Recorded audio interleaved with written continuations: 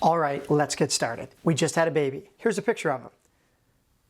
Being that I make videos on personal finance, I'm already starting to think of ways to plan, save, and invest for his future. The estimated cost of putting a newborn through college 18 years from now is the equivalent of buying a median-priced home. So today, I'm going to share with you how you can save and invest for college in order to help your children or future children avoid crippling student loan debt. You're not going to want to miss this. You've heard right. Most people are going to find it difficult to save 25 or 50% of the money needed to cover college costs in the future. And of course, it's important to understand your own personal situation. For example, it's important to find a balance because right now you may need to pay down debt or stash money away for retirement, and you should not sacrifice those current needs in order to put money away for future educational expenses. However, if you find yourself in the position with some extra money and you're looking to put it away for future educational costs, I'm going to show you where you can put it and how it can grow. Specifically, we're talking about a 529 savings plan. Many Americans do not consider a 529 plan when taking into account ways to pay for college. For example, many think scholarships, financial aid, or loans are the only way to go. A 529 college savings plan, not to be confused with a prepaid tuition plan, works a lot like a Roth IRA for retirement. You see, you can contribute after-tax dollars to one of these 529 plans and invest in things like mutual funds or other similar investments, and then that money can grow through the power of compounding interest year after year, tax-free. And when it comes to use the funds, you can withdraw the money tax-free for qualified educational expenses, things like tuition, books, housing, fees, things of that nature. Actually, there's even some new IRS laws that allow you to use these same funds for K through 12 educational expenses and to pay down some student loan debt. Let's go ahead and take a look right now at how a small contribution month after month can truly add up. For someone like my son who was just born, they could start with $0 in an account that I open. But let's say I can afford to add about $100 per month, so an annual addition to this account of $1,200 per year. After, let's say, 17 years of growth at an estimated interest rate of 7%. This money, compounded year after year, will have a future value of close to $40,000. So you heard that right. If you can manage to save $20,000 over the course of 17 years, you can end up with $40,000. Now, perhaps you're a high-income earner or you want to save even more. Let's take a look at those numbers. Again, starting out with $0, let's say you can afford to put in right around $5,000 per year. That would be just over $400 a month. Again, allowing 17 years of growth at an interest rate of 7%, you're going to end up with over $160,000. Now, to me, those numbers are incredible, but take into account that you are diligently saving close to $400 to $500 per month in that scenario. Still saving about $85,000 over the course of 17 years, you now have nearly doubled your money at close to $160,000. And I know what some of you out there are thinking, well, what if you haven't started when the baby's born? What if you got a 7 or 8-year-old running around? You only have something like 10 years left before college. Well, in your case, again, let's say you start with $0, but you're looking to really try to catch up and put in that $400 to $500 every single month, adding up to close to $5,000 per year. Well, given only 10 years to grow this time at an interest rate of 7%, you're going to end up with close to $75,000. Now, again, you're putting away $5,000 per year. However, over the course of 10 years, you're saving $50,000, and you should end up with close to $75,000. My goal of showing you those numbers are simply to help you realize how putting a little away over a long amount of time can really add up. And if you feel like you're late to the game, there is another benefit I haven't even mentioned in addition to the compound interest. And that would be your state's tax deduction for a 529 plan. Now, to be clear, you do not have to invest in your state's 529 plan. However, if they offer one, many states offer a tax deduction on top of being able to put away money for college. So basically, the way to look at this is if your state offers a tax deduction, you can put money into its 529 and essentially lower your taxable income. Here in New York State, if you're a single filer, you can get up to a $5,000 per year tax deduction, and joint filers can get up to $10,000 tax deduction. So let's move on to how to choose a 529 plan that's right for you. Now, even though you are allowed to invest in any 529 plan out there, it's a good idea to check with your state first. Now, over 30 states offer a tax benefit for contributions to a 529 plan. So I'll leave an interactive map down below where you can find your state and see if they offer you a tax benefit.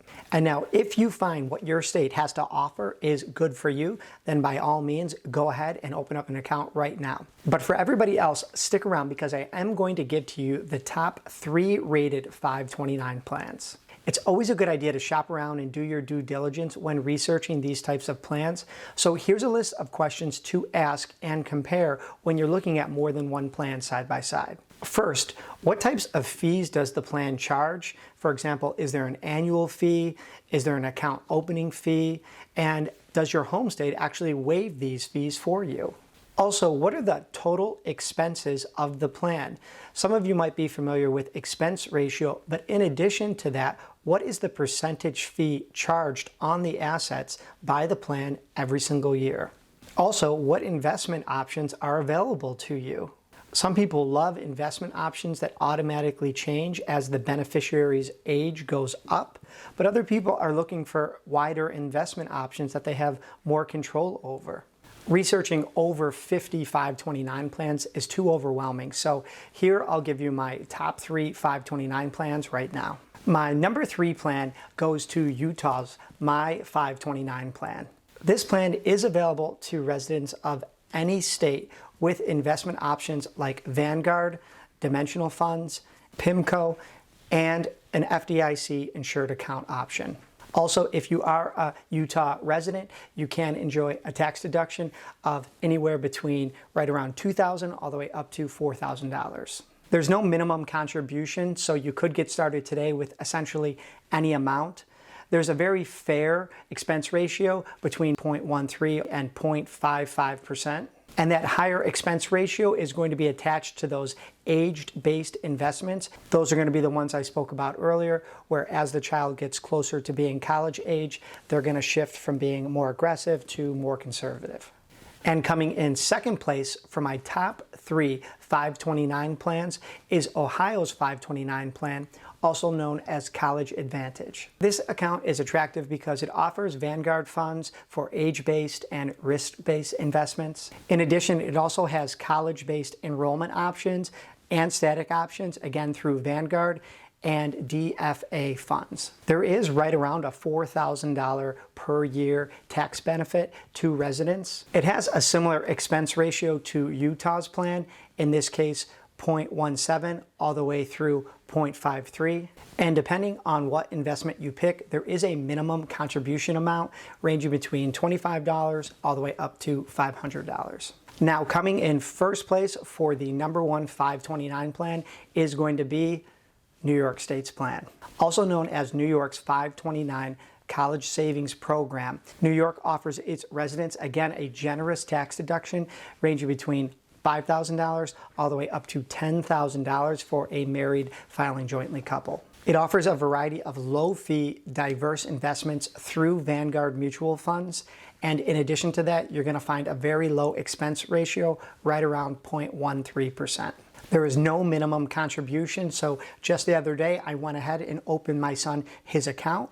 I made one initial deposit and then set it up for monthly contributions so I can sort of set it and forget it. There are age-based investment options, so I went ahead and set ours for aggressive, meaning from ages 0 through 4 will be 100% in Vanguard index funds. Okay, let's recap.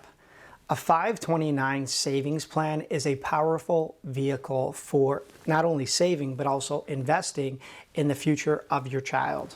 It is important to take your specific situation into consideration so that you have a balance of where your money's going.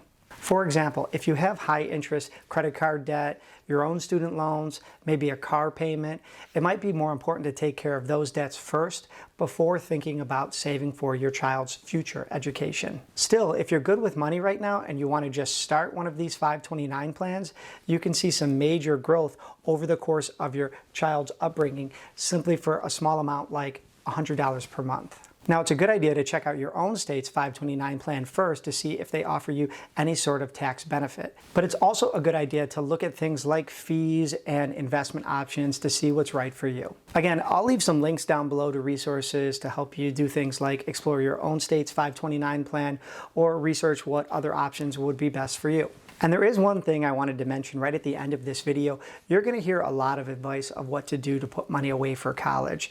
Many people like to go a route of maybe having grandparents save or opening up an insurance policy, maybe putting money into a Roth IRA. But for the sake of today's video, we wanted to focus on 529 savings plans.